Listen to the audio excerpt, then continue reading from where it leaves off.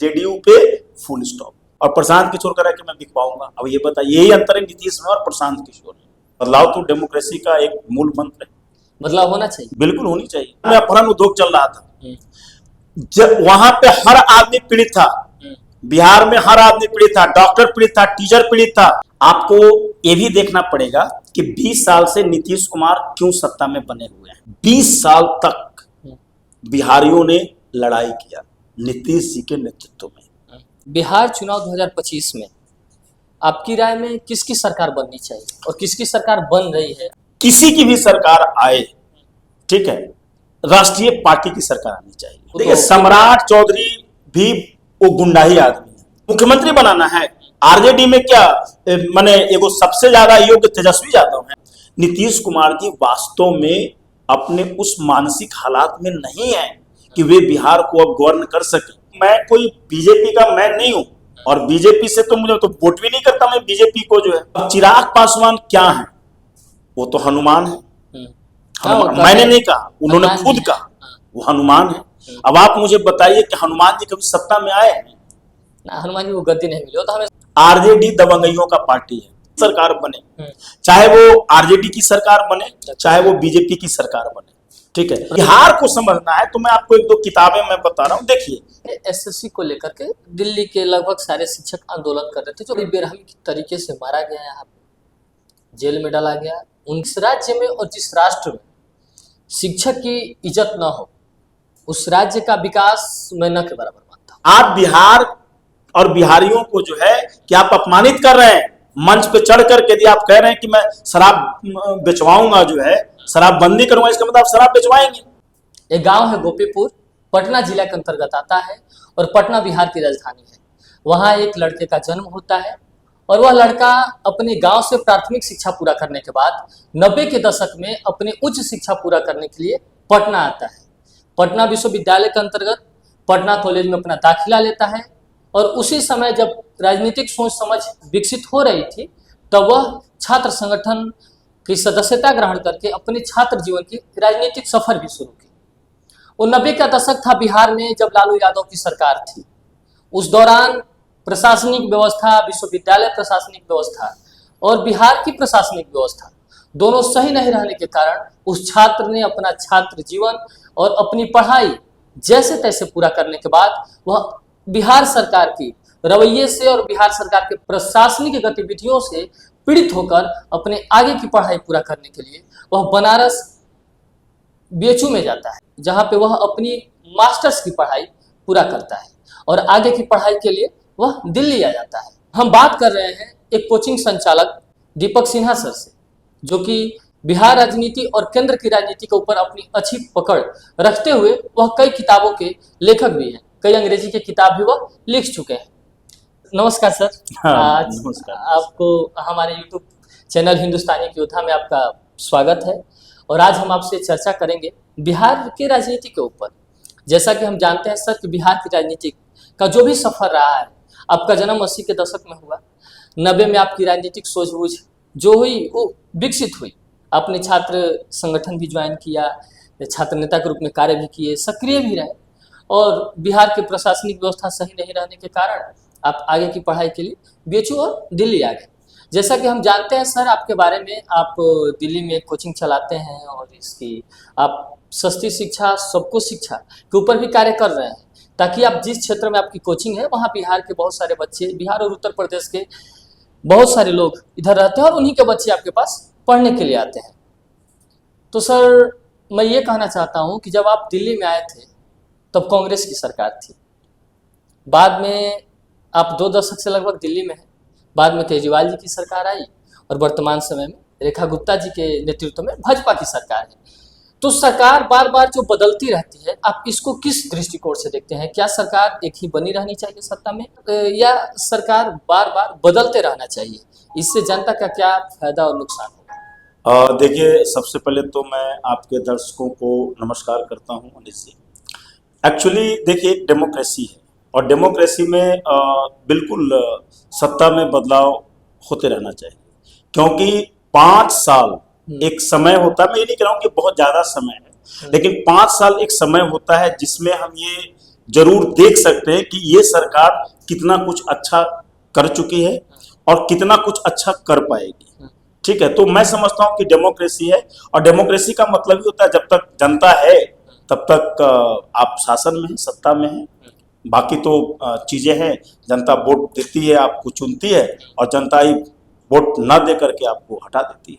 तो बदलाव तो डेमोक्रेसी का एक मूल मंत्र है, बदलाव होना चाहिए। बिल्कुल होनी चाहिए। तो फिर बिहार में पिछले 20 वर्षों में सरकार, एक ही सरकार सत्ता में है और एक ही लोग, एक ही व्यक्ति मुख्यमंत्री के कुर्सी पर बैठे हुए हैं। आप इस चीज को किस दृष्टिकोण से देखते हैं? क्या ये सही है? देखिए, आप बात कर रहे हैं नीतीश कुमार जी का, ठीक है। एक्चुअली इस चीज को हाँ या ना में जवाब नहीं दिया जा सकता है। आपको ये भी देखना पड़ेगा कि 20 साल से नीतीश कुमार क्यों सत्ता में बने हुए हैं। ठीक है, मैंने अपने बात में कहा कि भाई, शुरुआत में कहा कि डेमोक्रेसी है ना, डेमोक्रेसी में बिल्कुल एक सरकार नहीं होनी चाहिए, सत्ता बदलते रहना चाहिए। ठीक है, 90 से लेकर के 2005 तक लालू प्रसाद यादव और राबड़ी जी का भी सरकार रहा, 15 साल उनका रहा, 20 साल इनका रहा। आपको दोनों में एक तुलना करना पड़ेगा। 20 साल से अगर ये हैं, सत्ता में हैं, मैं एक बात बिल्कुल कह रहा हूं कि बिल्कुल बदलनी चाहिए, बदलनी चाहिए। ठीक है, मैं बिल्कुल कह रहा हूं बिल्कुल बदलनी चाहिए, लेकिन हमें इसके बैकग्राउंड में भी जाना पड़ेगा कि बिहार 2005 से पहले क्या था। 15 सालों का जो शासन रहा है ना, लालू जी का, राबड़ी देवी जी का, वो किस कदर का शासन था। ठीक है, और लोगों ने जो गुस्सा जाहिर किया वोट के द्वारा, और 20 साल तक वो गुस्सा जाहिर करते रहे लालू जी के खिलाफ। एक बहुत बड़ी चीज मैं आपको बता रहा हूं, 20 सालों तक, 15 सालों में जिस तरीके से बिहार को लालू जी ने चलाया या उनकी पत्नी राबड़ी देवी जी ने जिस तरीके से चलाया, वो जो एक वातावरण बना, उस वातावरण के खिलाफ 20 साल तक बिहारियों ने लड़ाई किया नीतीश जी के नेतृत्व में। ये चीजें, और मैं मानता हूं कि बिल्कुल सत्ता में परिवर्तन होना चाहिए, ये डेमोक्रेसी। सर, मेरा एक सवाल है आपसे, बिहार चुनाव 2025 में आपकी राय में किसकी सरकार बननी चाहिए और किसकी सरकार बन रही है आपकी राजनीतिक सोच समझ के अनुसार? देखिए, ये भी एक बड़ा ही पेचीदा सवाल आपने पूछा है। एक्चुअली यदि आप ये कहते हैं कि किसकी सरकार बननी चाहिए, ठीक है, और दूसरी बात आप ये पूछते हैं कि किसकी सरकार बन सकती है, ये दोनों दो अलग अलग बात है। एक चीज है कि मेरा अपना इसमें क्या मतलब वक्तव्य है, ठीक है, वक्तव्य है, और दूसरा है कि किसका जो है कि बन सकता है। इसमें बिहार के जो जनता है उनका अपना जो है कि वोट के अधिकार का यहाँ पे फैसला है, वही कि इनका सरकार बन सकता है, बननी चाहिए। देखिए, दो चीजें हैं यहाँ पे। सबसे बड़ी चीज क्या है कि अगर मैं ये कहूं कि बिहार में बदलाव होना चाहिए तो बिल्कुल होना चाहिए।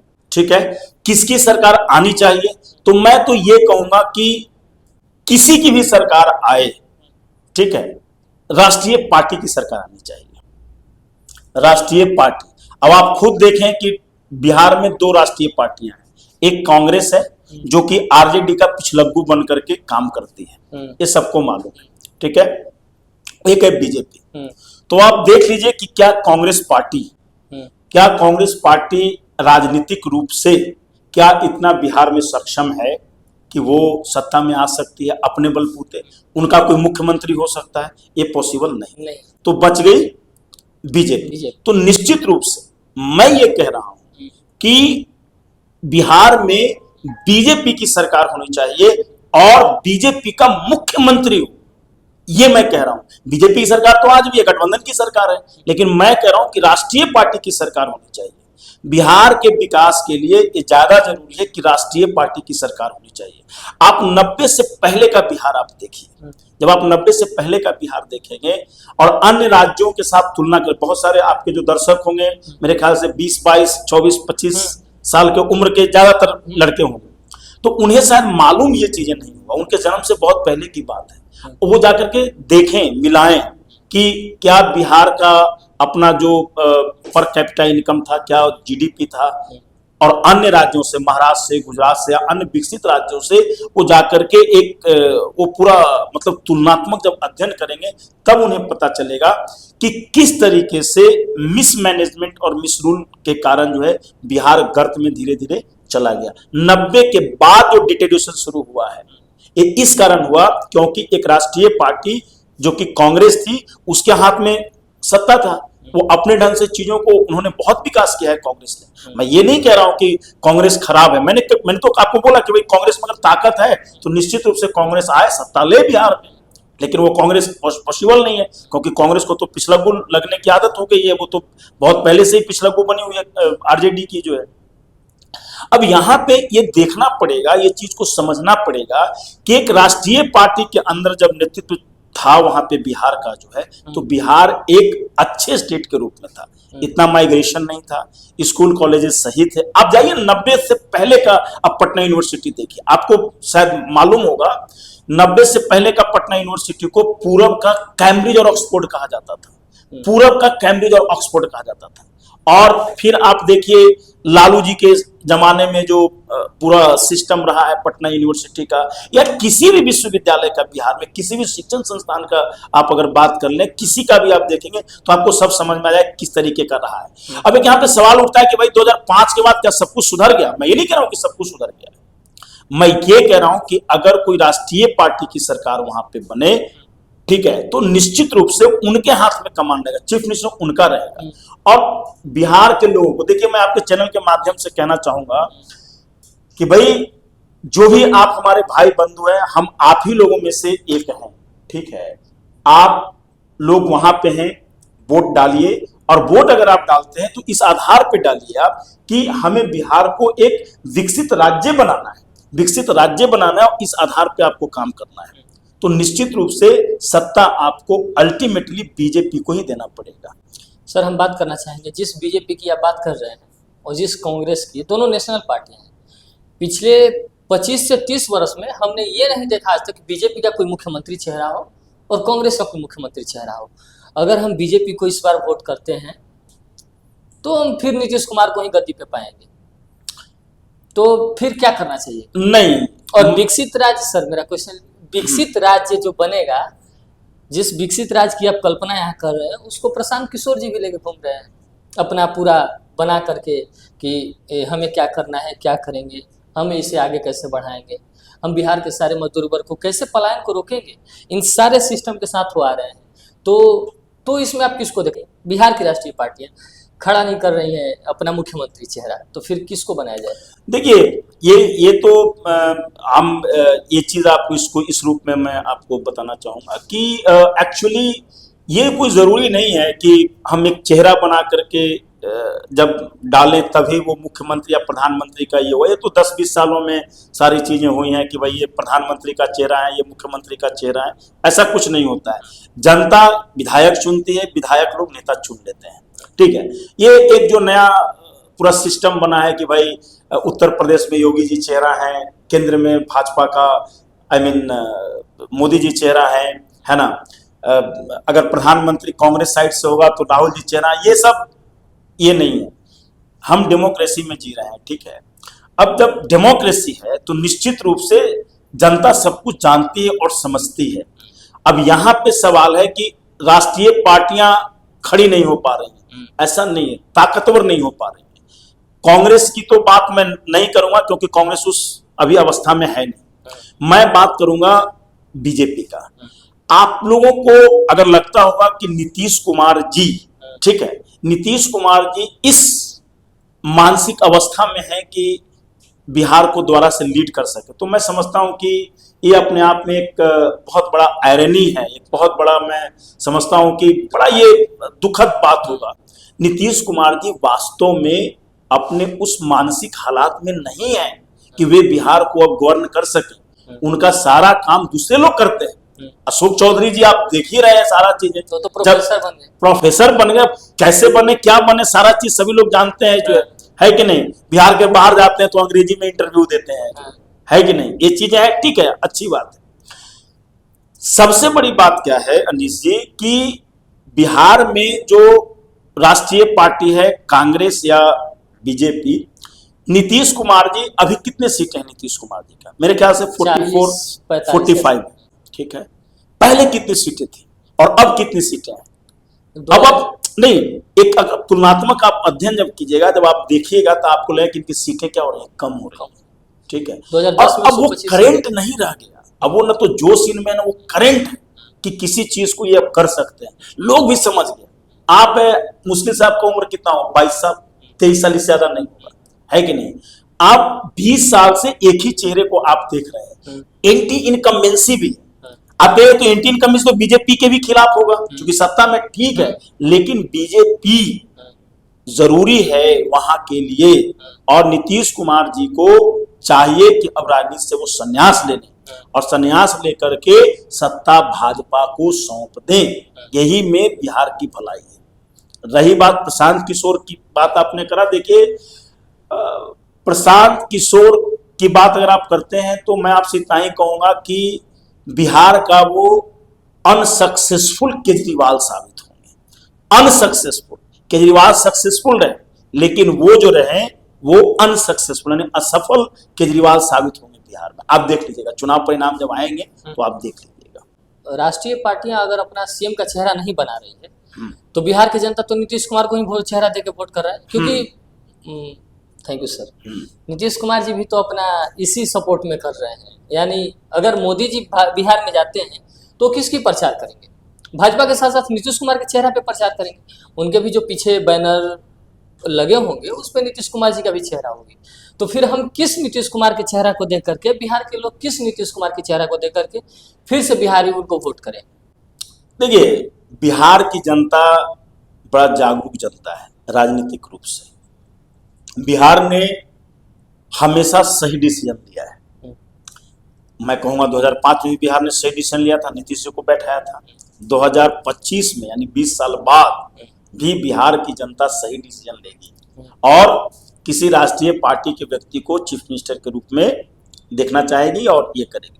ये ठीक है, ये बीजेपी की मजबूरी है, यानी स्थानीय मजबूरी है, स्थानीय स्तर पे मजबूरी। देखिए, आप सब पे ध्यान दीजिए, ये बीजेपी का स्थानीय मजबूरी है कि नीतीश जी का वो बीजेपी वहां पे प्रचार करेगी। नीतीश कुमार को छोड़ के लड़े। बिल्कुल। देखिए यहाँ पे अब चीजें क्या है, लेकिन जनता इस बात को समझ रही है, जनता इस बात को समझ रही है कि नीतीश जी अब वो चीजें, और नीतीश जी के बाद पार्टी में कौन है? नीतीश जी तो नहीं बनना है, ठीक है। अब देख ही रहे हैं कि वो जब राष्ट्रगान बज रहा होता है, राष्ट्रगीत बज रहा होता है तो तालियां पिटने लगते हैं, है नहीं? अशोक चौधरी का विधानसभा में हाथ पकड़ने लगते हैं, ऐसे ऐसे करने लगते हैं। वो किस तरीके से चीजें हैं। अब ये चीज इस तरीके का उनका मानसिक क्षमता है, ईश्वर करे वो बिल्कुल सही हो जाए। हम उनका मजाक नहीं उड़ा रहे हैं, हमारे चीफ मिनिस्टर रहे हैं, ठीक है। लेकिन ये चीज को आप देखिए, जनता समझ गई है और जनता चाहती है कि नीतीश जी अब यहाँ से विदा ही हूं।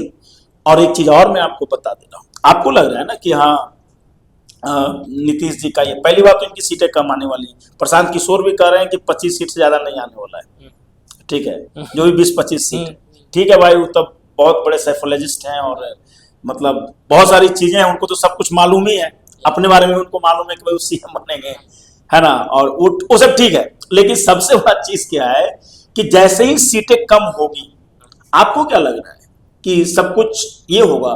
मैं आपको बता रहा हूँ, जनता दल यू में टूट हो जाएगा और एक धड़ा बीजेपी के साथ मिलकर के सरकारी लोग बनाएंगे। ये हो जाएगा बिल्कुल। सर, अगर बीजेपी मात्र 100 सीटों पे चुनाव लड़ती है और जदयू 100 सीटों पे, मेरा एक आंकड़ा है, और बाकी सीटों गठबंधन को दे देंगे, जो 43 सीटें इनके पास बचेगी, 243 सीटें टोटल है, जो 43 सीटें बचेगी वो कुछ चिराग पासवान को। अब खैर चिराग पासवान सुन रहे हैं कि वो खुद अकेले चुनाव लड़ने की तैयारी में है, तो जो उनके साथ है उन लोगों को दिया जाएगा।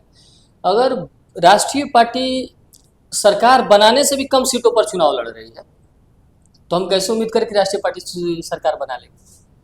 आपने चिराग पासवान का बात किया कि भाई चिराग पासवान जो है कि मतलब अकेले चुनाव लड़ेंगे, हाँ, यही कह रहे हैं ना? हाँ, वही पहली बात तो ये देखिए कि रामविलास पासवान के लेगेसी को लेकर के वो आगे बढ़ने वाले हैं। वो वही वाला बात हुआ कि राजा का बेटा राजा बनेगा, ठीक है ना? मतलब क्या मतलब क्या सोच है इन नेताओं का जो है। ठीक है, पहली बात तो कि ये दबाव की राजनीति बना रहे हैं बीजेपी पे कि हम अकेले चुनाव लड़ेंगे, ये सीट ज्यादा झटकने के लिए। अगर हम अपने बिहारी लैंग्वेज में पिछली बार ये लड़े भी थे। ठीक है, लड़े थे तो क्या कर लिए थे। एक दो सबसे ज्यादा बड़ी सफलता रही थी रामविलास जी की, 29 सीटें उनकी आई थी, उसके बाद कभी भी नहीं आई। 29 सीटें आई थी, उसके बाद उनकी सीटें कभी भी नहीं आई। और ये बात कब की, आज की बात थोड़ी, बहुत पहले की बात है, मेरे ख्याल से 2005 की बात है जो है। ठीक है, कि मतलब 29 सीटें आई थी। वो क्या कहते थे कि कोई चीफ मिनिस्टर मुसलमान को बनाओ तभी मैं सपोर्ट करूंगा, आरजेडी को वो कहते थे, या जो भी लोग हैं, नीतीश जी जो भी हैं। लेकिन तो आरजेडी ने कोई तैयार हुआ नहीं, मुसलमान को हम नहीं बनाएंगे जो है। आरजेडी यहाँ पे क्या हुआ, बिल्कुल पूरी तरीके से बेनकाब हो गई, यानी लालू जी बेनकाब हो गए। उनको कहा जाता है ना कि बहुत ही लालू प्रसाद यादव मुसलमानों के नेता है, यादवों का नेता है, ये वो सब ठीक है। वो क्या नेता है, वो कम से कम राजनीतिक रूप से एक मतलब उनके अंदर का जो चीज था वो एक्सपोज कर दिया रामविलास जी ने। 29 सीटें उनकी थी, उसके बाद फिर कभी कुछ सीटें भी उतनी आई नहीं इनका। अब अगर आप बात करते हैं रामविलास पासवान के पुत्र चिराग जी का जो है, अब चिराग पासवान क्या है, वो तो हनुमान है। मैंने नहीं कहा, उन्होंने खुद कहा वो हनुमान है। अब आप मुझे बताइए कि हनुमान जी कभी सत्ता में आए हैं ना? हनुमान जी को गद्दी नहीं मिली, तो हमें कभी मिला ही नहीं है। तो इनको भी गद्दी नहीं मिलना है, इनको भी गद्दी नहीं मिलना है। अपना भाई सेवक हैं, ठीक है, राजा रामचंद्र जी राजा बने, है कि नहीं? तो अगर राजा रामचंद्र जी राजा बने, हनुमान जी तो है अपना, ठीक है, हनुमान जी सेवा करें, सारी चीजें हैं, और पूरे बिहार में मैं कहता हूं कि ये हनुमान के रूप में है कि नहीं? तो अच्छी बात है, ये जनता नहीं मानती है, ये खुद से कहते हैं, ये खुद से कहते हैं। तभी तो मैं भी तो यही कह रहा हूं कि जब ये खुद से हैं, अगर ये खुद ही कह रहे हैं कि मैं हनुमान हूं, तो किस आधार पे ये कह रहे हैं या सोच रहे हैं कि मैं मुख्यमंत्री बनूं? हनुमान जी तो कभी भी सत्ता में नहीं आए, वो तो हमेशा सेवक के रूप में रहे। आप हनुमान चालीसा का आप दोहा याद कीजिए कि क्या है हनुमान चालीसा में जो है कि नहीं? तो कुल मिला के क्या, ये सब कुछ नहीं, ये सब नौटंकी चिराग जी का। वो सिर्फ ये दबाव बनाना चाहते हैं कि भाई किसी भी तरीके ज्यादा सीटें हमको मिले। आपने कहा ना कि 43 सीट पे पूरा ये है, ये जो भी छोटी छोटी पार्टियां हैं, हम हो गया, इनकी पार्टी हो गई, फिर कुशवाहा की पार्टी, ये सब जो है ये मिलकर कोई 43 सीट से भी इनको इन सब छोटी छोटी पार्टियों को कम मिलने वाला है इस बार। आपको मैं बता रहा हूँ, इस बार बीजेपी ज्यादा सीटों पे चुनाव लड़ेगी, बीजेपी ज्यादा सीटों पे चुनाव लड़ेगी, ये सारी चीजें हैं। अच्छा सर, आपको क्या लगता है कि कौन सी पार्टी सत्ता में आएगी तो बिहार का विकास और बिहार की कानून व्यवस्था दोनों संभाल लेगी? क्योंकि बिहार का विकास भी रुका हुआ है सर, हमारे हिसाब से जिस स्तर से हम देखते हैं बिहार में हमारा रहना होता है। मैं तो दिल्ली में भी रहा हूँ और मैं ये देख पाया हूँ कि बिहार की शिक्षा व्यवस्था बहुत खराब है। जिस बिहार की धरती से कभी विश्वविद्यालय शिक्षा की शुरुआत होती है, उस बिहार में वहाँ का विश्वविद्यालय भारत के भी 100 विश्वविद्यालयों में से नहीं आता एक विश्वविद्यालय वहाँ के, कि भारत का 100 विश्वविद्यालय IIT को छोड़ के। तो सर कौन सी ऐसी सरकार आएगी जो इन सब पे काम करे? आप अभी देख रहे होंगे प्रशासनिक व्यवस्था वहाँ की ध्वस्त है। दिन दहाड़े हॉस्पिटल में घुसे गोलियां मार दी जाती हैं, बीच सड़क पे गोलियां मार दी जा रही है। किसी को गांधी मैदान में, एक उद्योगपति थे, उनको गांधी मैदान में गोली मार दी गई। हमारे क्षेत्र बक्सर के क्षेत्रों में बहुत सारी हत्याएं हुई, उसका निवारण कितना हुआ ये अभी नहीं हुआ। तो कौन सी ऐसी पार्टी सत्ता में आएगी जो दोनों पे अपना कमांड रखेगी? हाँ, यानी आपका कहना है कि लॉ एंड ऑर्डर भी संभाल ले और शिक्षा व्यवस्था भी। शिक्षा व्यवस्था, ठीक है। देखिए, मुझे इस बात में विश्वास है कि फिर से मैं वही बात कहूंगा कि लॉ एंड ऑर्डर अगर सही करना है, ठीक है, तो बिहार में आप बीजेपी को लेकर के आइए, ठीक है, भाजपा को लेकर के। आप ये मत समझिए कि मैं भाजपा का समर्थक हूं, अरे नहीं। आप तेजस्वी जी को किस इस स्तर से देख रहे हैं? देखिए, तेजस्वी जी के बारे में मैं बात करूंगा, पहले मैं बोल लूं। मैं ये कोई ऐसा नहीं, मैं आपके दर्शकों से बताना चाहता हूं, मैं कोई बीजेपी का मैं नहीं हूं, और बीजेपी से तो मुझे तो वोट भी नहीं करता मैं बीजेपी को जो है, बिल्कुल नहीं करता, मुझे बीजेपी ये नहीं है। लेकिन कई बार क्या होता है कि जो चीजें राज्य स्तर पे, जैसे उत्तर प्रदेश को योगी आदित्यनाथ ने बिल्कुल ठीक करके रख दिया। आप वहां में विकास भी देख सकते हैं। आप जाइए उत्तर प्रदेश में, विकास देखिए आप, बिल्कुल पहले का उत्तर प्रदेश और अब का उत्तर प्रदेश में फर्क है। कोई भी राष्ट्रीय पार्टी अगर सत्ता में रहेगी बिहार में, वो बिल्कुल बिहार का विकास होगा। रही बात शिक्षा का, आप देखिए ना, शिक्षा का डिट्यूशन कब शुरू हुआ है? 90 के बाद से। 90 से पहले कौन थी? कांग्रेस पार्टी थी, है कि नहीं? मगध यूनिवर्सिटी में भी ऐसे ऐसे टीचर्स थे और पटना यूनिवर्सिटी में ऐसे ऐसे टीचर्स थे जिनका इंडिया में नाम आता था। एक एस लाल प्रोफेसर थे पटना साइंस कॉलेज को, 2003 में मार दिया गया उनको। कौन मारा था? किन लोगों ने मारा था? 2003 में क्या चल रहा था? बिहार में अपहरण उद्योग चल रहा था। जब वहां पे हर आदमी पीड़ित था, बिहार में हर आदमी पीड़ित था, डॉक्टर पीड़ित था, टीचर पीड़ित था, कॉन्ट्रैक्टर्स पीड़ित थे, व्यापारी पीड़ित थे। क्या लोग भूल गए हैं? नहीं भूले। इसीलिए नीतीश कुमार 20 साल तक शासन कर पाए। लालू यादव जी का जो जंगल राज कहा जाता है, जंगल राज के खिलाफ 20 सालों तक बिहारियों ने अपना गुस्सा जाहिर किया। तो अब तो लालू जी नहीं लड़ रहे हैं ना, तो उनके सवाल लालू जी का नहीं है। कौन है वो? अभी जो आपने कहा कि पटना में गोली चल जा रहा है, कौन चला रहा है? वो भाई लवली आनंद है और आनंद मोहन के जो बेटे हैं, क्या नाम? चेतन आनंद मेरे ख्याल से नाम है, जो भी हो। वो आदमी जाता है और जाकर के वो आईसीयू में कोई भर्ती रहता है, वहां पे वो ये करने लगता है, रंगदारी करने लगता है। यही चीजें हुई है ना। न्यूज में तो ये आया था कि उनका कोई गार्ड था, वो भी हथियार लेकर आईसीयू में जा रहा था, तो गार्ड ने रोक दिया, और गार्ड ने जब रोक दिया तो वहां पे वो बकझक हो गई और फिर वो लड़ाई में तब्दील हो गया। मेरा कहने का मतलब, आईसीयू में आप हथियार लेके क्यों जाएंगे? क्या है आप? सुरक्षा व्यवस्था के लिए। कौन सा सुरक्षा है? क्योंकि आईसीयू में आदमी खुद मर रहा है तो आपको मार देगा? इतना बड़ा आप बड़े नेता बन गए हैं, प्रधानमंत्री भी जाते हैं आईसीयू में। कोई पहली बात तो आईसीयू में कोई जाता नहीं है कोई, जो है ठीक है। इतना बड़े आप नेता बन गए, आपको दबंगई करना है। आरजेडी दबंगइयों का पार्टी है, ठीक है। आरजेडी तो उनको बिल्कुल। ये अभी एक सचिव और विधायक मनेर, क्या नाम है इनका? भाई वीरेंद्र का वीडियो वायरल हुआ था। क्या था वो? धमकी था। कौन है भाई वीरेंद्र? राजद का नेता है। क्या है उसका बैकग्राउंड? आके देखिए, चेक कीजिए। रंगदारी इनके नस नस में, खून खून में इनके भरे हुए रंगदारी। अब आप बताइए, ये बिहार को उसी में लेके जाना चाहते हैं आरजेडी। हम तेजस्वी को सत्ता दे देते हैं, ठीक है। क्या करेंगे तेजस्वी? क्या है तेजस्वी? या हम चाहते हैं कि वहां यादव मुख्यमंत्री बने? आपने कहा ना, मैं चाहता हूं। मैं यादवों का कोई ये नहीं हूं।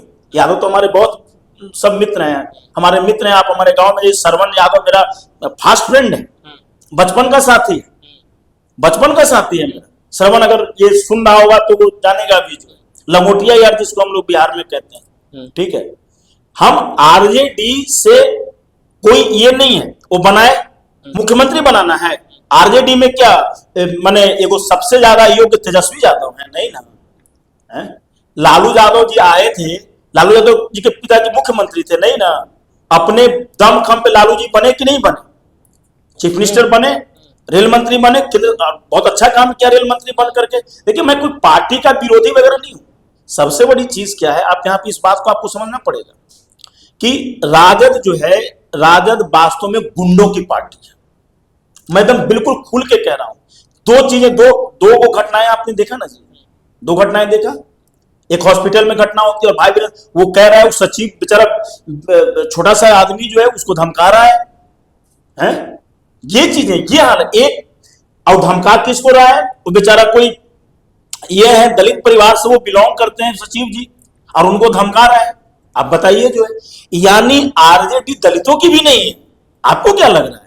मैं कहता हूं बनाए मुख्यमंत्री। अगर कोई यादव है ना भाई, कोई आरजेडी से कोई कहे कि नहीं अब हमारा ये नहीं होंगे, तेजस्वी मुख्यमंत्री का चेहरा नहीं होंगे, हमारा जो मुख्यमंत्री का चेहरा होगा फलना यादव होंगे, हम कहें कि बना दो, कोई दिक्कत नहीं है।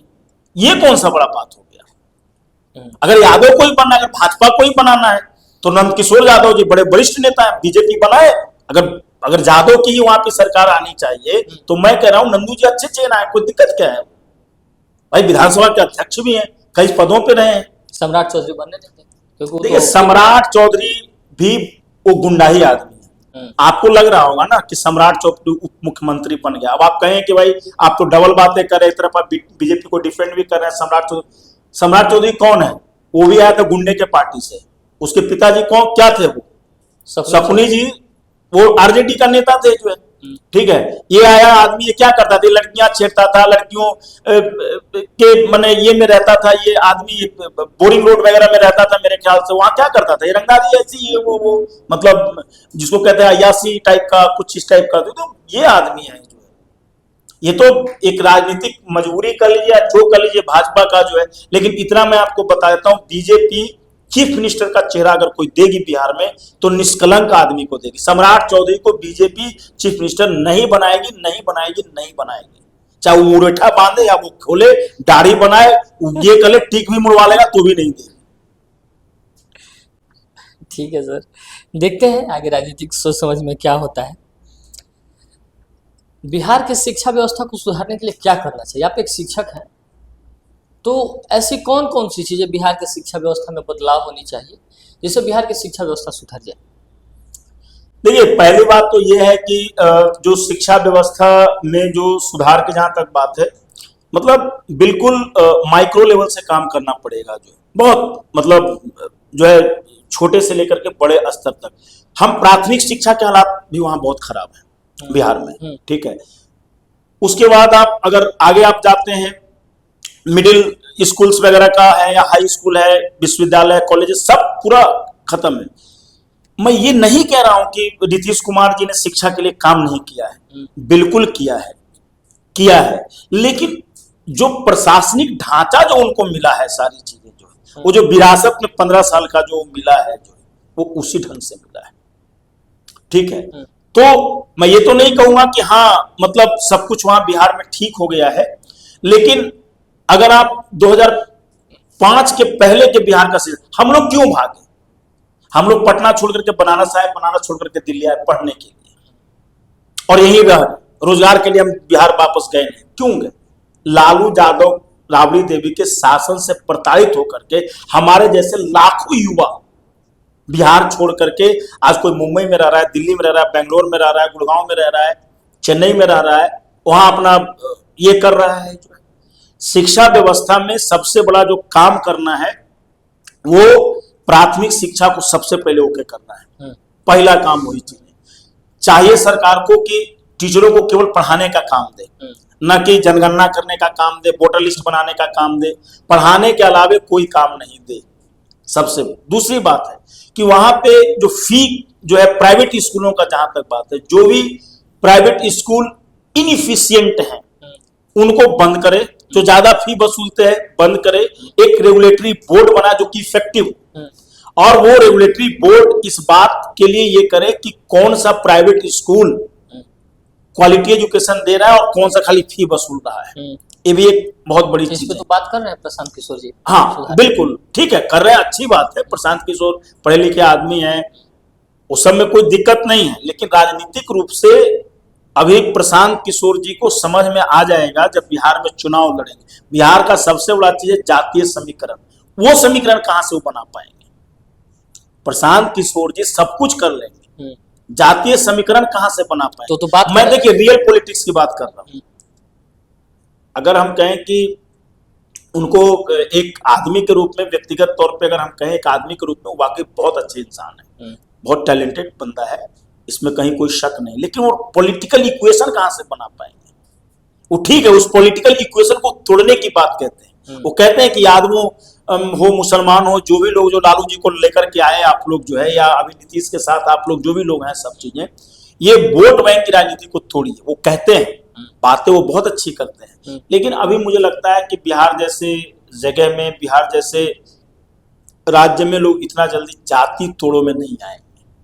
जाति मतलब इस बार फिर बिहार के लोग बिल्कुल राजनीतिक में जाति को वरीयता देकर के सरकार देंगे, मतलब वरीयता देंगे। लेकिन अब तेजस्वी को यादव वोट करेगा, इस ऐसे नहीं आएंगे।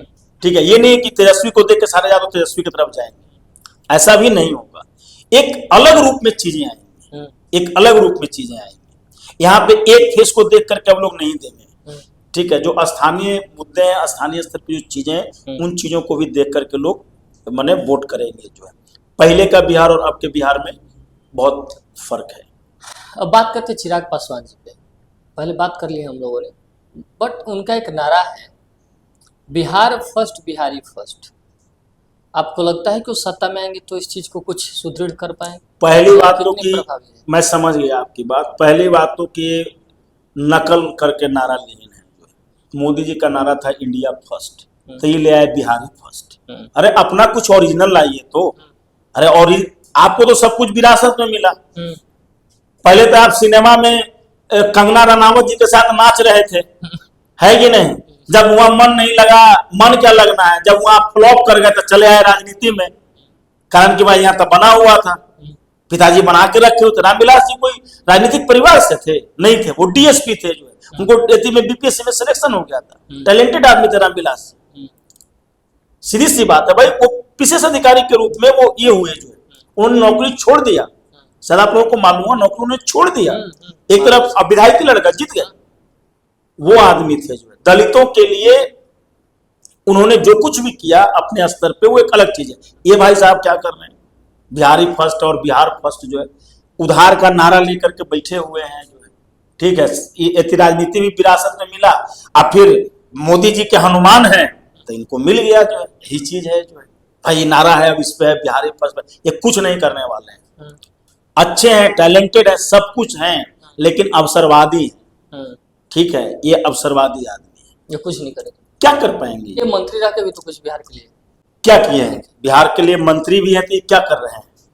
ठीक है, मैं कहता हूं सबसे बड़ी बात है, राज ठाकरे वहां पे गलियाता है मुंबई वाले लोगों को भाषा के आधार पर। सोचिए जरा, है मुझे एक भी आप एक स्टेटमेंट हमको दिखा दीजिए, ठीक है सर, तो चिराग पासवान का, ठीक है, या हो सकता है उन्होंने स्टेटमेंट दिया भी होगा, ट्वीट आजकल बहुत लोग करते हो, सब ठीक है, ठीक है।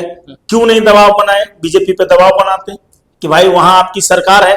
तो सर, जिस बीजेपी को हम बिहार में लाने की चर्चा कर रहे हैं, हाँ, इस बीजेपी की सरकार तो महाराष्ट्र में भी है। मैं बता रहा हूं, ठीक है, मैं आपकी बात समझ गया, ठीक है। मैं यहाँ पे क्षेत्रीय राजनीति की बात, देखिए बिहार की जरूरत के हिसाब से मैं बात आपको कर रहा हूँ, ठीक है। और मैंने आपको क्या बोला कि एक दलीय सरकार राष्ट्र उसका आना चाहिए, बीजेपी का एक दलीय सरकार आनी चाहिए, तब होगा।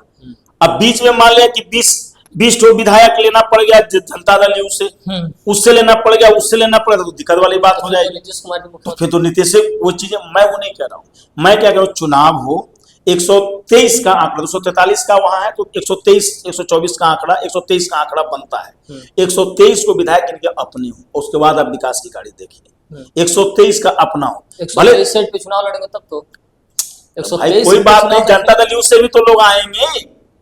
आपको क्या लग रहा है जनता दल यू बचने वाला है? नहीं बचने वाला है। जनता दल यू से ही आएंगे, 2-4-10 सीट तक प्रशांत जी भी ले ही लेंगे, सबसे इस बार आएंगे। और बिहार को आप देखिए, मैं हॉर्स ट्रेडिंग की बात नहीं कर रहा हूं, मैं खरीद फरोख्त की बात नहीं कर रहा हूं, आप ये मत समझिएगा। मैं एक रियल पॉलिटिक्स की बात कर रहा हूं, जो एक सिनेरियो घटित होगा बिहार में, मैं उसकी बात कर रहा हूं। आप सोचते हैं कि मैं ऐसा चाहता हूं कि वहां से टूट के आया हुआ, मैं ऐसा कुछ नहीं चाहता हूं। मैं कौन होता हूं चाहने वाला? मैं सिर्फ ये बात को कर रहा हूं, अगर आप पॉलिटिकली चीजों को देखते हैं तब मैं ये बात कर रहा हूं कि भाई साहब, सबसे बड़ी चीज जो है यहाँ पे बिहार में, ये चीजें होगा। किसी भी हाल में नीतीश जी तो न बनेंगे, कई पार्टी के लोग वहां पे पहुंचेंगे, टूटेंगे। नॉर्थ ईस्ट में आपने देखा है बीजेपी का किस तरीके का सारा चीजें रहा है, और भी अन्य राज्यों में भी आपने देखा है, तो बिहार में भी यही चीज होगा। और बीजेपी अपने ढंग से सबको ये करेगी, ठीक है, सबको निगल जाएगी, वो अजगर है बीजेपी। देखिए सर, ठीक है, हमारी समझ नीतीश जी को भी इस बार काम तमाम कर देगी बीजेपी पॉलिटिकली। सर, हमारी समझ से 75 से 100 सीटें राजद को आएगा, 15 से 30 सीटें प्रशांत जी लेके आएंगे। एनडीए भी 80 से 120 सीटों के बीच में रहेगी, सरकार नहीं बनेगी। सर, हमारी समझ जितनी है, मैं ये जो कुछ भी, आज से चुनाव अभी 2-3 महीने बाकी हैं, और मैं ये बात कह रहा हूँ, हो सके चुनाव के बाद ये अगर आंकड़ा रहे तो फिर से इसको आदमी पेश करे। नहीं, आपके इस आंकड़ा से हम बहुत कम असहमत हैं, बहुत कम। मैं तो जो एक बिहार में जो पॉलिटिकल सिनेरियो जो होने वाला है, ठीक है, मेरे ख्याल से अक्टूबर नवंबर में जो पूरा सिस्टम हो या सरकार गठित होगी, नवंबर में दिवाली के आसपास सरकार बन। मैं तो उस सिनेरियो की बात कर रहा हूं कि ये बहुत ही हाइपोथेटिकल है बेसिकली। ये सिनेरियो बिहार को देखना पड़ेगा और इस बार आना भी चाहिए बीजेपी सत्ता में, उसका मुख्यमंत्री बनना चाहिए और आएगा भी बीजेपी, ये भी मैं आपको बता रहा हूं। देखा जाएगा, बिल्कुल आना है और आएगा भी। इसलिए नहीं मैं ये बोल रहा हूं कि मैंने कोई बीजेपी का कोई मेरे को प्रचार करना है, ऐसा कुछ नहीं है। मैं तो बीजेपी का विरोधी आदमी हूं। अभी आपने पूछा ना महाराष्ट्र में, सही आपने पूछा कि भाई बीजेपी की तो वहां भी सरकार है, क्यों नहीं वहां पे फडणवीस, लेकिन नहीं, फडणवीस ने कहा है, फडणवीस ने इस बात को कहा है कि भाई यहाँ भाषा के आधार पर नहीं चलने दूंगा, वो कहा है। लेकिन मैं यहाँ पे बीजेपी को डिफेंड करने के लिए, क्रिटिसाइज करने के लिए नहीं हूं। मैं अपने राज्य की बात जानता हूं। बीजेपी चोर हो, गद्दार हो, लुटेरा हो, दंगाई हो, जो कहिए आप कह लीजिए, बिहार के लिए बीजेपी ही जरूरी है। आप क्या कहेंगे? आप कहते थे ना कि योगी आदित्यनाथ जो है, ये क्या नाम है, वो तो बाबा है, हिंदुत्व चेहरा है, मुसलमानों के खिलाफ ऐसा है वैसा है, कुछ भी है। आप आज जाके देखिए उत्तर प्रदेश में विकास, मैं नहीं कह रहा कि गंगा बह रही है, समुद्र बह रहा है, लेकिन विकास की धारा में उत्तर प्रदेश आ गया है। मैं ये कह रहा हूं, मैं ये नहीं कह रहा हूं, बड़ी बातें मैं नहीं करता कि वहां पे गंगा बह रही विकास का, कोई बात नहीं, नहीं बह रही है गंगा, कम से कम विकास की धारा वहां शुरू हो गई है। ठीक है, आप एक बात को समझ नहीं रहे हैं। एक्चुअली क्या है कि अगर आप सत्ता क्षेत्रीय पार्टियों को देते हैं, ठीक है, आपके जो प्रबुद्ध दर्शक गण हैं उनको मैं बिल्कुल हाथ जोड़ करके बात कहूंगा कि यदि सत्ता जो है आप क्षेत्रीय दलों को देते हैं, आखिर क्या वजह है कि मैं नीतीश कुमार का भी क्रिटिसाइज कर रहा हूं और आरजेडी का भी क्रिटिसाइज कर रहा हूं? क्यों? ये सब क्षेत्रीय दल है। नीतीश कुमार की पार्टी कभी राष्ट्रीय दल में थी, लेकिन उसका कोई राष्ट्रीय स्तर पर वजूद नहीं था। आप क्षेत्रीय दलों को सत्ता देंगे, क्षेत्रीय दल सिर्फ दो चीजों पर चलती है। एक क्या होता है? एक होता है प्रांतवाद, क्षेत्रवाद, प्रांतवाद, जो भी है, भाषावाद एक कैटेगरी में रखिए, और दूसरा की जातिवाद। जहां जहां पे जातिवाद अगर आप कीजिएगा तो जातिवाद तो जाति का भी है। तेजस्वी यादव है, उनको घमंड है कि हम तो यादवों का नेता है, जो MY फिट करेंगे हो जाएंगे, है कि नहीं, ये उनका है ना। लेकिन मैं ये चीजें कह रहा हूं कि जहां जहां पे भी क्षेत्रीय दल हैं, साउथ को छोड़ करके बाकी किसी में दम नहीं है जो विकास को और लॉ एंड ऑर्डर को उस स्तर पे करे। इसमें ये उत्तर प्रदेश में था, मुलायम सिंह जी की सरकार थी, अखिलेश जी मुख्यमंत्री थे। अखिलेश जी के जमाने का, मैं नहीं कह रहा हूं कि अखिलेश जी ने काम नहीं किया, लेकिन बहुत ही टैलेंटेड आदमी है, बहुत ही अच्छे चीफ मिनिस्टर के रूप में मैं मानता हूं। लेकिन अगर हम कंपैरिजन योगी से करें और अखिलेश से करें तो योगी बहुत आगे चले गए अखिलेश से, विकास के मामले में, लॉ एंड ऑर्डर के मामले में, क्यों नहीं, बिल्कुल आगे चले, होता है बिल्कुल ये चीजें। बाकी कुछ स्तर पे हिंदू मुस्लिम वगैरह होता है, होना नहीं चाहिए, ठीक है, लेकिन मैं ये मानता हूं कि वहां पे जो है कि क्षेत्रीय दलों की सरकार नहीं होनी चाहिए, कहीं नहीं होनी चाहिए। क्षेत्रीय दलों को विपक्ष में जनता बैठा है, क्षेत्रीय दलों आंदोलन अच्छा कर सकते हैं, मैं सही क्षेत्र के अनुसार। हाँ, वो अगर आरजेडी सत्ता से बाहर रहेगी तो ज्यादा अच्छा है बिहार के लिए। मैं ये चीज कह रहा हूँ बेसिकली। मैं ये कहना चाहता हूँ, आप एक शिक्षक हैं सर, बिहार की जो रोजगार की बात है सरकार की, जब तक मजबूत विपक्ष नहीं रहता है सरकार रोजगार की तरफ ध्यान नहीं देती है। बहुत सारे पेपर लीक होते हैं, इसमें नो डाउट। और ये भी है कि आज से 4-5 दिन पहले SSC को लेकर के दिल्ली के लगभग सारे शिक्षक आंदोलन कर रहे थे, जो कंपटीशन की पढ़ाई पढ़ाते हैं और बच्चों को ये करते हैं।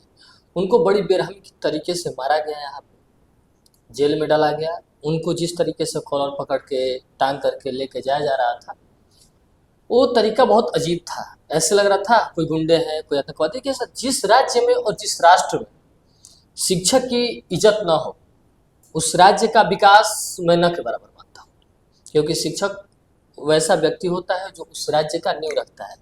और किसी भी राष्ट्र का निर्माण और किसी भी राष्ट्र का विनाश उसमें रहने वाले, उसमें पढ़ाने वाले, उसमें रहने वाले शिक्षकों के ऊपर निर्भर करता है। अगर शिक्षक सबसे प्रबुद्ध है, अगर शिक्षक चाणक्य के रूप में है, तो राज्य किसी के भी पास रहे वो राज्य छीन लेंगे। और शिक्षक अगर मैंने घर घर चंद्रगुप्त पैदा होगा। हाँ, ठीक है। लेकिन तो सर ये क्या, ये इस रवैये को अब सरकार के किसकी तरफ से नहीं देखिए देखिए, सरकार एक्चुअली क्या है, ये बड़ा दुर्भाग्यपूर्ण है कि शिक्षकों को घसीटा गया, पीटा गया, ऐसा होना नहीं चाहिए। और विद्यार्थी लोग आंदोलन कर रहे हैं, टीचर्स भी आंदोलन कर रहे हैं। तो इसमें जो डीओपीटी हैं जितेंद्र जी, है ना, जो मिनिस्टर हैं जो है, तो वाकई जो टीचरों से उन्होंने बात किया है उसके आधार पे हुआ भाई कि ठीक है हम सही कर लेंगे, तमाम तरीके से जो है बातें आ रही हैं। और लेकिन ये चीजें रुका नहीं है। आज भी जब हम वीडियो रिकॉर्ड कर रहे हैं तो आज भी एसएससी का वो स्टेनोग्राफी का एग्जामिनेशन है कि नहीं। कल भी था तो कुछ लड़के बता रहे थे कि मैथमेटिक्स का कोई सिलेबस नहीं था और फिर भी जो है कि कॉम्बिनेशन और परम्यूटेशन का क्वेश्चंस वगैरह पूछ दिया गया। ये जो विसंगतियां हैं एसएससी में, ये नहीं होनी चाहिए और किसी भी स्तर पे नहीं होनी चाहिए।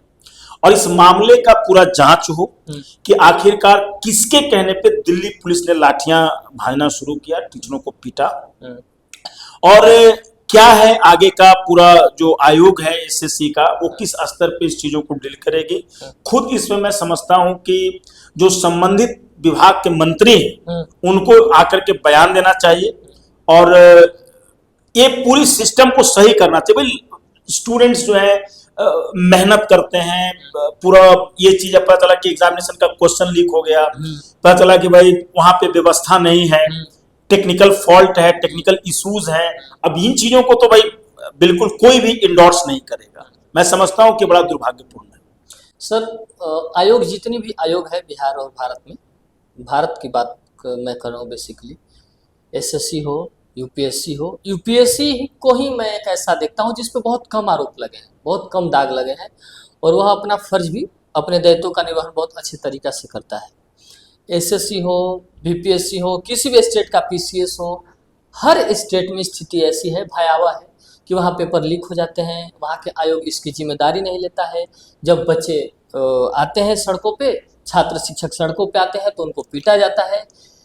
ये स्थिति को कैसे सुधारा जाना चाहिए? सरकार को इसके मतलब इस चीज को रखने के लिए क्या करना चाहिए? जो भी व्यक्ति आयोग का अध्यक्ष बनता है, ऐसी क्या कारण होते हैं पेपर लीक हो जाता है? देखिए, ये किसी एक चीज पे डिपेंड नहीं करता है। अगर एक पूरा ऊपर से नीचे तक प्रशासनिक ढांचा जो कि पेपर को बनाता है, पेपर को एक दूसरे जगह ले जाता है ना, अगर इसमें फॉल्ट है तो एक जगह से फॉल्ट नहीं है। अगर आयोग इसकी जिम्मेवारी नहीं लेता है तो ये मैं समझता हूं कि नैतिक रूप से ये गलत है। आयोग को नैतिक रूप से जिम्मेवारी लेनी चाहिए। दूसरी जो सबसे बड़ी बात है कि आप किसको टेंडर दे रहे हैं एग्जामिनेशन करवाने के लिए, ये भी एक चीज है। आजकल सरकारें कुछ नहीं करती हैं, सारी चीजें प्राइवेट कंपनियां करती हैं। अब जो भी चीज देखिए, अब एग्जामिनेशन को कंडक्ट कराने के लिए भी जो है सरकार के पास अपना तंत्र नहीं है, सरकार के पास अपनी व्यवस्था नहीं है, तो वो कंपनियों को टेंडर निकालती है, हायर करती है और कंपनियां लेती हैं। यानी सरकार सरकारी नौकरी दे रही है लेकिन प्राइवेट लोग उसका एग्जाम ले रहे हैं। ध्यान से समझिएगा, प्राइवेट कंपनी है। अब वो कौन सी कंपनी? एडिक्विटी। अब वो क्या है? ब्लैक लिस्टेड है पहले से। पहले से ब्लैक, कई राज्यों में ऐसा हुआ है कि वहां पे पेपर लीक हुआ है तमाम तरीके का। अब सोचने वाली बात है कि जब इस तरीके का ये हो रहा है तो यही पर तो सबसे बड़ी चीज है। सरकार को चाहिए कि एक ऐसा तंत्र विकसित करे, एक अपनी ऐसी इंफ्रास्ट्रक्चर डेवलप करे इस स्तर पर, टेक्निकली वो साउंड हो, ताकि मतलब अपना एक वैकल्पिक व्यवस्था हो सके। इन कंपनियों को, प्राइवेट कंपनियों को तो आने नहीं देना चाहिए, बिल्कुल नहीं। दो तीन चीजें नहीं आने देना चाहिए। एक तो शिक्षा में इनको तो आने नहीं देना चाहिए कि एग्जामिनेशन, खासकर एग्जामिनेशन के लिए तो आने नहीं देना चाहिए, ठीक है, बिल्कुल नहीं आने देना चाहिए।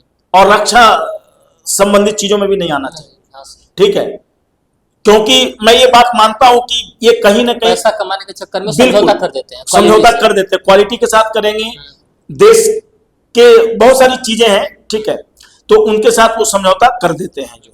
तो मैं समझता हूं कि इसको सुधारने के लिए सबसे बड़ी बात क्या है कि सरकार को अपने स्तर पे, अपने दम पे एक इंफ्रास्ट्रक्चर को बिल्डअप करना पड़ेगा। पहले क्या था सर कि जब नौकरी मिलती थी तो 3 या 4 स्टेप होता था, प्री, मेंस, इंटरव्यू और मेरिट। आज क्या है? प्री होता है, पेपर लीक होता है, फिर सेकंड प्री होता है, फिर मेंस होता है, पेपर लीक होता है, सेकंड मेंस होता है। मेरिट आने से पहले बच्चे सुप्रीम कोर्ट जाते हैं, हाई कोर्ट जाते हैं, फिर उसका फैसला आता है, उस फैसले के आने में 6-7 महीने लग जाते हैं, फिर मेरिट बनता है या फिर दोबारा परीक्षा होता है और फिर जाकर के रिजल्ट आता है। तो इस चीज़ को सुधारने के लिए बहुत अति आवश्यक है, क्योंकि जब छात्र मेहनत करते हैं, घर से बाहर निकलते हैं, गार्जियन की भी उम्मीदें रहती हैं कि मेरा बेटा गया है तो 2-4 सालों में कुछ अच्छा करके वापस लौटेगा। और जब एक किसान घर का बेटा बाहर निकलता है घर से और वापस बिना कुछ बने वापस लौटता है तो बहुत तकलीफ होता है उनको।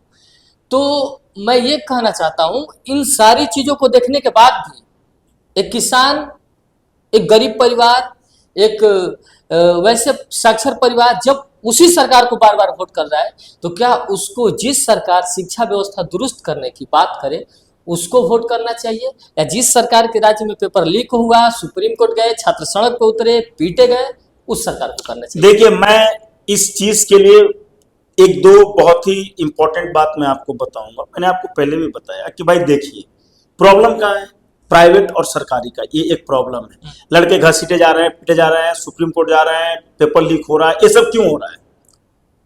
कहीं ना कहीं एक प्रशासनिक स्तर पर तो गलती है ना, विसंगतियां हैं ना। अगर प्रशासनिक स्तर पे इतनी विसंगतियां हैं, जाहिर सी बात है ये सरकार के अंदर है। सरकार की क्रेडिबिलिटी, बिल्कुल क्रेडिबिलिटी खतरे में है। ये सरकार इसके लिए पूरी तरह से जिम्मेवार है। अगर कोई आयोग है, मंत्रालय है, पूरी तरीके से जिम्मेवार है। और अगर ये राज्य स्तरीय एग्जामिनेशन है तो वहां का जो चीफ मिनिस्टर है वो बिल्कुल जिम्मेवार है। शिक्षा मंत्री वहां का जिम्मेवार है, बिल्कुल जिम्मेवार, उसको जिम्मेवारी लेनी पड़ेगी। लेते कहाँ है? नहीं लेते तो ये गलती है। लेकिन मैं ये समझता हूं कि बिहार जैसे, अगर आप बिहार की बात करें, बिहार जैसे जगह में, बिहार जैसे राज्य में अगर आप बात करते हैं तो मुझे लगता है कि एक समय लगेगा पूरी चीजों को ये करने में। और जब नीतीश जी जाएंगे बिहार से, जो है, जब वो चीफ मिनिस्टर नहीं रहेंगे तो जो भी आएगी सरकार, जिसकी भी बने, देखिए मैं एक चीज और बड़ा ईमानदारी से कह रहा हूं, जिसकी भी सरकार बने, चाहे वो आरजेडी की सरकार बने, चाहे वो बीजेपी की सरकार बने, ठीक है, ऐसे तो जी की पार्टी नहीं बन रही। नहीं, वो तो मैंने आपको क्या कहा कि बिहार का वो असफल केजरीवाल है। केजरीवाल सफल आदमी रहे, आए पहली बार में जो है कि वो चीफ मिनिस्टर बन गए, सब कुछ उन्होंने पहली बार में करा, दोबारा भी चीफ मिनिस्टर दोबारा, मतलब वो थोड़ा दिक्कत हो गया। तो कुल मिला के क्या वो अपना स्वयं का सीट हार गए हैं केजरीवाल जी? तो वही चीज है। देखिए एक्चुअली क्या है कि जो भी सरकार या जो भी लोग हाइप से आते हैं, जिनको मीडिया क्रिएट करता है, वो नहीं बनते हैं। लालू जी 15 साल तक राज किए, कौन सा मीडिया के हाइप पे किए? नहीं, अपने बलबूते राज किए। नीतीश जी 20 साल से मीडिया के हाइप में है। प्रशांत किशोर भी तो पैदल यात्रा कर, एक मिनट, पैदल यात्रा कर रहे हैं, 2022 से शुरू किया। अरे भाई साहब, ठीक है, 2002 साल में आप कितना बड़ा नेता बन जाइएगा, आपको सब चीज समझ में आ जाएगा। नहीं ना भाई, वहां बिहार है, नेताओं की भूमि है प्रभु, वो उनसे कुछ नहीं होना है। भारत के पढ़े लिखे, भारत के बाहर से। अच्छा ये बताइए, एक मिनट, यूएनओ में सब यूएन में ठीक है, वोटर कौन है पहले ये बताइए? यूएन में काम करने वाला आदमी बिहार में जाके वोट कर रहा है? बिहार सोचने वाली बात है। नहीं ना, वो प्रशांत किशोर जी को समझेगा ना। वहां तो अगर एक एमवाई समीकरण है या कोई भी समीकरण है, कोई कुर्मी समीकरण है, जादव, जो भी है, ठीक है कि नहीं, वहां पे वो चीज है। मैंने आपको क्या बोला, बिहार में जाति आधारित राजनीति है, और जाति आधारित राजनीति जो होता है उस पे इतना जल्दी सब कुछ नहीं होने वाला है। अब प्रशांत किशोर जी बहुत ज्यादा बड़ा चीज नहीं कर पाएंगे। दिल्ली और बिहार में अंतर है। केजरीवाल आए, सारे लोग हैं यहाँ पे, जाति कौन सा है? मैं बिहार का हूं, आप यूपी का है, वो एमपी का है, वो साउथ का है, वो नॉर्थ का है, वो नॉर्थ ईस्ट का है, सभी लोगों ने वोट बांट जीत करके जिता दिया इनको। बाहरी लोगों का बहुत बड़ा समर्थन रहा आप पार्टी को, जो है। वहां कौन सा है? वहां तो सभी लोग वही हैं जो है। हम ये बात करें, मैं क्या चाहता हूं क्या नहीं चाहता हूं ये इंपॉर्टेंट नहीं, जो जनता चाहेगी वो होगी, ठीक है। लेकिन ये 2 साल में कितना बना लेंगे? और जिसको मीडिया क्रिएट करता है ना, वो वैसे ही होता है। केजरीवाल का जो हश्र हुआ, तो ये तो केजरीवाल के हश्र तक पहुंच भी नहीं पाएंगे, तो पहला ये स्टेप नहीं पार कर पाएंगे, तो फिर क्या होगा? ये चुनाव में बहुत ज्यादा हुआ, अगर 2 डिजिट में इनका प्रदर्शन हो गया तो मैं समझूंगा कि बहुत बड़ी बात है। मैंने, ध्यान दीजिए, मैं 2 डिजिट की बात मैं कर रहा हूँ, 2 डिजिट में भी अगर ये चले गए तो मैं समझता हूं कि बहुत ही सक्सेसफुल है ये। ये सबसे बड़ी चीज है। बिहार को समझना है तो मैं आपको एक दो किताबें मैं बता रहा हूँ। देखिए चीजों को है, यहाँ पे दो किताबें हैं। ये है, ये खुद लालू जी का लिखा हुआ है, गोपालगंज टू रायसेना। ये ट्रांसलेटेड वर्जन है अंग्रेजी में, ठीक है। ये चीजें आप पढ़िए, ये तो इनकी अपनी बात है, इन्होंने अपने क्या क्या किया सारी चीजें, वो अपना उनकी आत्मकथा है, इन्होंने खुद से लिखा है। ये है संतोष जी का लिखा हुआ है, ठीक है। हाँ बिल्कुल, संतोष जी हमारे मित्र हैं और ये उनकी किताब लिखी हुई है। इस चीज को आप पढ़िए, निश्चित रूप से आपको समझ में आएगा। उन्होंने लिखा है कि देखिए रूल्ड भी है और मिसरूल्ड भी है। आप ये देख रहे हैं यहाँ पे नकल हो रहा है, ठीक है, और यहाँ पे देख रहे हैं बच्चे स्कूल जा रहे हैं। बिहार में दोनों तरह का है। बिहार इतना ये नहीं है, बिहार को समझना बड़ा मुश्किल है। और ये तो यूएन में रहे, ये कहा बिहार में, ये कब कितना दिन बिहार में रहे, ये तो यूएन में रहे ना। अब प्रशांत किशोर जी की बात, कितना दिन है, 2 साल में बिहार को आप समझ जाइएगा, कुछ भी कह देना। ये राजनीतिक करियर तो अपना 2011 या 12 से शुरू। अरे प्रभु, राजनीतिक करियर कहाँ थे? राजनीतिक करियर नहीं, ये राजनीतिक करियर थोड़ी हुआ, वो तो भाई पॉलिटिक्स मैनेजमेंट था जो। हाँ पॉलिटिकल मैनेजर थे ये, बीजेपी का पॉलिटिकल मैनेजर थे। इनको तो जहां जहां पैसा मिला चले गए, कभी केजरीवाल को मदद करने चले आए, कभी ममता जी को मदद करने चले गए, कभी मुलायम सिंह यादव वहां कांग्रेस को मदद करने चले गए यूपी में, तो कहीं कुछ जो है मोदी जी को भी मदद, मोदी जी को तो मैं तो वही बोला कि बीजेपी को जो मदद करके सत्ता में लेकर के चले आए, जो आज उनको लगा कि नहीं जी हम जब दुनिया के लिए काम कर सकते हैं तब अपने लिए भी हम काम कर सकते हैं। ये सबसे बड़ी चीजें हैं। जितने भी नीतीश कुमार ने बिहार में अपने नियम और नीतियां बनाई हैं, जब तक मैं जानता हूं कि नियम नीति बनाने वाला पावर में है और फिर भी वो नियम नीति खराब हो जाता है, जिसकी जिम्मेदारी नियम नीति बनाने वालों को लेना चाहिए। पहला नीति ये है जो उन्होंने पॉलिसी लाया था बिहार में, शराबबंदी। शराबबंदी पहले कहीं कहीं मिलता था, आज अगर हम चाहें तो हमारे घर आ सकता है। हर जगह हर गली में शराब मिलता है और प्रशासन प्रशासनिक व्यवस्था को छोड़ करके शराब पकड़ने में लगा हुआ, क्योंकि वहाँ पैसा बहुत ज़्यादा मिलता है। ये रियल ट्रूथ है, अब लोग माने या ना माने, लेकिन बिहारी तो समझ रहे बहुत अच्छे तरीके से कि बहुत इजीली मिल जा रहा है, जो कहीं एक जगह था वो हर जगह। और हमारे एज के बच्चे जो हैं 22-23 साल 16 साल यूपी जाते हैं। मेरा तो जिला बक्सर है, तो उत्तर प्रदेश से सटा हुआ है, इधर बलिया और ये बगल में बक्सर से गाजीपुर से, तो आसानी से लोग लेके आ जाते हैं। प्रशासन तो हमेशा वहाँ खड़ी नहीं है और ये बेचते हैं, ये कारोबार करते हैं, तो इनके भी आने वाला समय गंदी स्थिति में है, खराब भयावह स्थिति में। तो इस पॉलिसी को प्रशांत जी कह रहे हैं कि मैं सरकार बनाऊंगा और 1 घंटे में इस पॉलिसी को वापस ले लूंगा, क्योंकि इससे हमारा जो धन अर्जित होता है वो भी नहीं हो रहा है और ये मिल भी रहा है आसानी से। तो इस पर क्या आपका राय है? देखिए प्रशांत किशोर जैसा प्रबुद्ध व्यक्ति अगर ये खुलेआम कह रहा है, हर मंच पे कहते हैं, ये खुलेआम कह रहा है कि भाई मैं शराब बेचवाऊंगा, शराबबंदी हटाऊंगा या शराब बेचवाऊंगा, दोनों एक ही बात है। नहीं सुनिए, नहीं, शराबबंदी हटाऊंगा या शराब बेचवाऊंगा, ठीक है, वो शराब बेचवाने की बात कर रहे हैं प्रशांत किशोर, ध्यान से समझिएगा।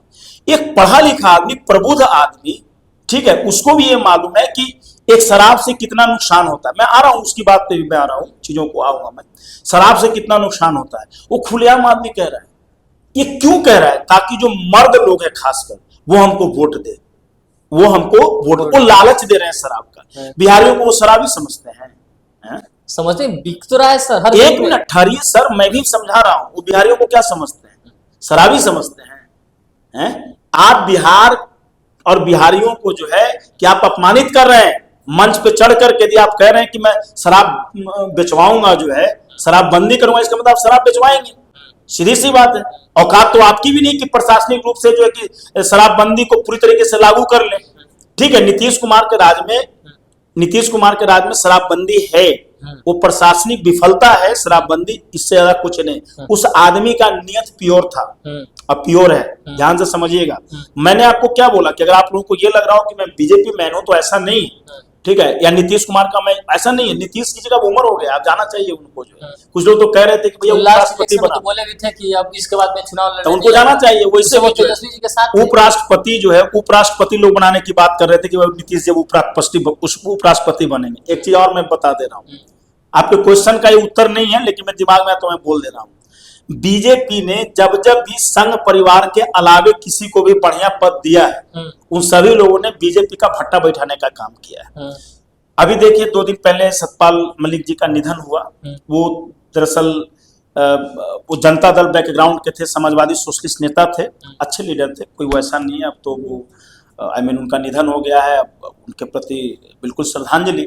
लेकिन वो बाहर के थे, संघ परिवार से नहीं थे। उनको बीजेपी वालों ने वाकई राज्यपाल बनाया, 4-4, 5-5 राज्यों में राज्यपाल बनाया। अंत में उन्होंने क्या किया? अंत में बीजेपी को उन्होंने क्या किया? बीजेपी को उन्होंने छोड़ा और बड़ा गलिया वलिया के छोड़ा। तो उन्होंने सही बात, ठीक है, आंतरिक मामलों को मैं देखिए पॉलिटिकल नजरिए से देखिए। उसके बाद धनखड़ साहब को लाया, वो भी वही थे जो है, कभी जनता दल में रहे, कभी कांग्रेस में, मतलब इस तरीके से उनको बीजेपी में लाया गया, उपराष्ट्रपति बना दिया, क्या कर दिए वो। तो भाई मैं इस आधार पे कह रहा हूँ कि नीतीश जी को कोई उपराष्ट्रपति बनाने वाला नहीं, कोई केंद्र में कुछ नहीं इनको मिलने वाला है। इनको बीजेपी भी कहे कि भैया देखिए अब आपका 20-25 वो सीट आया है, अब या तो आप बढ़िया से कायदे से हमको आप सुपुर्द कर दीजिए बिना किसी का, नहीं किया तो फिर तब आपके लोग ही हमको सब सुपुर्द कर देंगे। सीधी सी बात, जेडीयू पे फुल स्टॉप। ये चीजें मैं कह रहा हूँ। आप कह रहे थे शराबबंदी के बारे में, कम से कम उस आदमी का नियत तो है कि मैं बंद करना। महिलाएं कितनी खुश हैं, महिलाएं खुश हैं जी। हाँ, आप महिलाएं खुश हैं, बिल्कुल ठीक है। वो चोरी छुपे कर रहा है, अब मैं इस चीज को अच्छा नहीं मानता हूं। प्रशासनिक रूप से बिल्कुल विफलता का ये परिचायक है कि बिहार में शराब एकदम, मतलब जिस तरीके से आप जोमेटो स्विगी में ब्लिंकिट में ऑर्डर करते हैं उस तरह से मिल जाता है वहां पे। मैं मानता हूं इस चीज को, लेकिन सवाल है कि मुख्यमंत्री का नियत क्या है। हम नियत देखेंगे। उस आदमी ने ये एक फैसला लिया और ये फैसला सभी के बस की बात नहीं होती है जी। आप इस चीज को क्या कम समझ रहे हैं? ये फैसला सभी कहते हैं और प्रशांत किशोर कह रहा है कि मैं बिक पाऊंगा। अब ये बताइए, यही अंतर है नीतीश में और प्रशांत किशोर में। प्रशांत किशोर जी कह रहे कि मेरी दूरदर्शी का फार साइटेड आदमी हूँ, मेरी दूरदर्शी। तो यही तब फार साइटेड आदमी है कि जो चीजें व्यवस्था जो है उनको शराब बेचवाने में वो रेवेन्यू जनरेट कराने की बात कर रहे हैं। भाई रेवेन्यू तो बड़ा बड़ा बात आप कर रहे थे कि हम एग्रीकल्चर से काम करवाएंगे, एग्रीकल्चर को हम बढ़िया करेंगे, इंडस्ट्रीज को हम लाएंगे, ये लाएंगे वो लाएंगे, तो इससे रेवेन्यू जनरेट नहीं होगा, शराब बेचवाने से केवल जनरेट होगा। होना तो ये चाहिए था कि जितना भी नशीला पदार्थ है सबको आप बैन करते, तो आप उन कंपनियों से पैसा लेंगे, कैसे आप बंद कर देंगे? आप नहीं करेंगे क्योंकि शराब कंपनी आपको पैसा दे रही है। सीधी सी बात है, आखिर किसकी वकालत कर रहे हैं? पैसा कहां से आ रहा है? मैं आपको बता रहा हूं, ऑन कैमरा में बोल रहा हूं, इनको जो है शराब कंपनियों से पैसा मिल रहा है। इतना बोल कैसे रहे हैं प्रशांत किशोर? आप एक एक आदमी को 30-30, 35-35 हजार रुपया देते हैं अपना आईटी सेल के लोगों को जो है कि वीडियो बनाओ और हमरा वायरल कर दो। ये कहां से दे रहा है? शराब कंपनियां उनको पैसा दे रही है। और मैं आपको सही बता रहा हूं, शराब कंपनियां उनको पैसा दे रही है। कहां से पैसा कहां से आ रहा है? आखिर कंपनी चलती है, कौन सी का कंपनी चलता है? कितना बड़ा कंपनी चलता है कि आप जो है कि 1000 आदमी का टीम किए हुए हैं और 35,000 रुपया सबको आप दे रहे हैं। कितना बड़ा कोई भी आदमी अगर काम, कितना बड़ा कौन सा कंपनी आप कर ली? कहां से इतना धन आया? कहां से इतना धन आया आपके पास? वो तो चुनाव मैनेजमेंट किए, कहां चुनाव मैनेजमेंट किए तो उस दौर पे क्या चुनाव मैनेजमेंट आपके, तो इतना आपको धन मिल गया कि आप एकदम पॉलिटिकल पार्टी खड़ा कर लें और 5 स्टार व्यवस्था में चलें। ये चीजें वही वाली बात हो गई जो है। तो मैं ये समझता हूं कि जिस तरीके से मीडिया ने एक हाइप बनाया था केजरीवाल के लिए, उसी तरीके से बिहार के यूट्यूबर्स, आपको क्या लग रहा है कि प्रशांत किशोर चुनाव लड़ेंगे? ये वहां के यूट्यूबर्स लड़ेंगे। ठीक है, मैं आपको सही बता रहा हूं। जो मीडिया जो है वहां पे, मीडिया का मतलब आप ये मत समझिए कि कोई मैं नेशनल मीडिया की बात कर रहा हूं। यूट्यूब कौन यूट्यूबर्स है? आपके जैसे सच्चे यूट्यूबर्स नहीं है वहां पे भाई। आप तो भाई एक निष्पक्ष आदमी है, निष्पक्ष चैनल है आपका, आप काम कर रहे हैं जो है। वो कौन है? वो प्रायोजित है, वो स्क्रिप्टेड है सारी चीजें जो है। आप पता कीजिए, मैं आपको मैं पता करके बैठा हुआ हूं, तभी तो मैं कह रहा हूँ। 30-35 आप जाइए, आप उनके ये में आप शामिल होइए, 30,000-35,000 रुपया आपको मिलेगा, कोई दिक्कत नहीं है। बढ़िया से आराम से खाना पीना चलना है, खाली कुछ नहीं करना है। जहां प्रशांत किशोर की गाड़ी रुके बस पहुंच गए जो है एकदम ये करने के लिए, हाँ जी ऐसे कर रहे हैं, वैसे कर रहे हैं, वैसे कर रहे हैं। कहां से आ रहा है? ये यूट्यूबर्स केजरीवाल को मीडिया ने बनाया था, नेशनल मीडिया ने बनाया था, और इनको वहां के नेता बना रहा है बिहार का यूट्यूबर्स। जाति धर्म से ऊपर उठकर, यह हमारी आखिरी सवाल है आपसे, जाति धर्म से ऊपर उठकर बिहार की जनता जिस भी सरकार को देख रही है उससे क्या उम्मीद रखती है कि व्यवस्था सही हो, सब कुछ सुदृढ़ हो और जो भी इसको करने में शामिल है, जनता को मेरा ये सवाल है कि जनता को आखिर में किसको वोट करना चाहिए, या स्थानीय विधायक दे करके जो उनके लिए बेहतर हो, या फिर केंद्र में जो बिहार राज्य के, केंद्र नहीं, जो बिहार राज्य के मुख्यमंत्री का चेहरा उनको देख के करना चाहिए, किसको देख के करना चाहिए? पहली बात तो कि मुख्यमंत्री का चेहरा देख करके वोट करने का मतलब हुआ आप अनडेमोक्रेटिक सेटअप में जा रहे हैं। ठीक है, मैं एक लोकतांत्रिक प्रक्रिया में विश्वास करता हूं, और मैं ये मानता हूं कि बिहार की जनता इस चीज को समझती है कि हम एक ऐसा मुख्यमंत्री दे, है ना, एक ऐसा मुख्यमंत्री मुझे बिहार राज्य में मिले जो हमें बाहर जो है कि न जाने दे, बाहर जाके गालियां न खाने दे, ठीक है, रोजगार हमारे उपलब्ध कराए, शिक्षा उपलब्ध कराए, जो भी व्यवस्थाएं हैं, सड़क है, बिजली है, पानी है, इन चीजों को, साफ पानी हमें दे, स्वास्थ्य सेवाएं हमें अच्छे से दे। बिहार राज्य की जनता इस आधार पे अपना चीफ मिनिस्टर देखना चाहती है। दूसरी बात है, मैं इस बात में विश्वास नहीं करता हूं कि जाति धर्म के आधार पे वहां पे सरकार बने, कि भाई हिंदू का बने तो मुस्लिम का बने, ऐसा भी बिल्कुल नहीं है। देखिए, बिहार की जनता बहुत प्रबुद्ध जनता है, ठीक है, बहुत प्रबुद्ध जनता, सब कोई मतलब बहुत प्रबुद्ध जनता। मैं आपको बता रहा हूं, एक यूट्यूबर है मनीष कश्यप, है ना, अब वो आदमी पहले तो यूट्यूबर था, खूब मतलब ठीक है, वो खूब नीतीश जी के खिलाफ बोलता था, ठीक है, तो उन्होंने हर किसी के खिलाफ बोला। नहीं, हर किसी के खिलाफ बोला, मैं ये नहीं कह रहा हूं, हर किसी के खिलाफ बोला, ठीक है, बोला, ठीक है, यूट्यूबर पे मार 10 को चैनल बना करके खूब लाखों करोड़ों कमा भी रहे थे, अपना आराम से चल रहा था, गाड़ी चल रही थी। बाद में भाई साहब को राजनीतिक चुल मची। अब उन्होंने क्या, राजनीतिक चुनाव बहुत पहले चनपटिया विधानसभा से लड़ चुके हैं, वो लड़ चुके थे, उसके बाद वो यूट्यूबर बने। हाँ ठीक है, मैं बता रहा हूँ, आ रहा हूँ उस चीज पे, यूट्यूबर बने ना, अब उनको लगा कि भाई पहले फेमस हो जाओ, तब फेमस भी हो गए, है कि नहीं। बिहार के छवि को उस आदमी ने खराब करने का काम किया है महाराज। वो पकड़ाया भी था, जो है वो क्या है कि तो बरी हो गए, अरे बरी हो गए, ठीक है, बरी हो गए, कैसे बरी हुए, क्या हुए, वो सब है चीजें, सब पब्लिक डोमेन में, जनता सब देख रही है, वो सब जानती है जनता। अब वो आदमी को चुल मचा, उसको किसी ने कह दिया कि भैया तुम बीजेपी ज्वाइन कर लो, है कि नहीं। मनोज तिवारी जी, अरे ठीक है, मनोज तिवारी का वो लेकिन मनोज जी चले गए वहां, तिवारी जी उसको डाल दिए बीजेपी में, जो है। अब वहां पे कोई पूछ ही नहीं रहा था, जब उनको कोई पूछ नहीं रहा था तब फिर लगा कि यार अब तो इधर उधर हो गया, वो भाग के चला गया, कहा चले गए, वो इनके प्रशांत जी के पास चले गए, जो है। अब ये आदमी को लगा कि भैया ऐसा है, मैं तो बीजेपी का कन्हैया कुमार हो गया, समझ रहे हैं, ये बीजेपी का अपने आप को कन्हैया कुमार समझने लगा। जैसे कांग्रेस का कन्हैया कुमार था ना, है कन्हैया कुमार, भाई कन्हैया कुमार मोदी जी जैसा बलशाली आदमी से लड़के नेता बना है, ठीक है, वो आदमी और इसमें फर्क है, ठीक है। अब ये आदमी जो है क्या नाम है, इसको लगा कि भाई हम बहुत क्रांतिकारी आदमी है, ठीक है, तब बीजेपी हमको कन्हैया की तरह जो है कि ये करेगी। अभी आपने देखा होगा, अभी कुछ दिन पहले, 1 महीना पहले जो इनको कन्हैया कुमार को जो कि राहुल गांधी के साथ जो है कि चढ़ने नहीं दिया, जो है। आपको क्या लग रहा है ये चीज छोटी मोटी बात है? कन्हैया कुमार बिहार के शान है, बिल्कुल बिहार का शान है। हम तो कहेंगे, आपने तो सवाल ही बड़ा, जो भी चीज किया वो एक अलग ये में, आपको तो कन्हैया कुमार पे सवाल पूछना चाहिए था। हम तो चाहेंगे कि कन्हैया कुमार चीफ मिनिस्टर बने, कन्हैया कुमार। और मैं कहूंगा अगर कांग्रेस की शासन होती, कांग्रेस की शासन आए, तो मैं चाहूंगा कि कन्हैया कुमार इस आदमी बने, कन्हैया कुमार चीफ मिनिस्टर बने। मैं क्यों कहूं कि बीजेपी का, क्यों मैं जानता हूं कि बीजेपी ही सत्ता में आ सकती है, राष्ट्रीय पार्टी है, वही बड़ी पार्टी, वही आएगी, जो है कांग्रेस अपने बल पे नहीं आने वाली है, ये चीजें मैं कह रहा हूँ। धन्यवाद सर।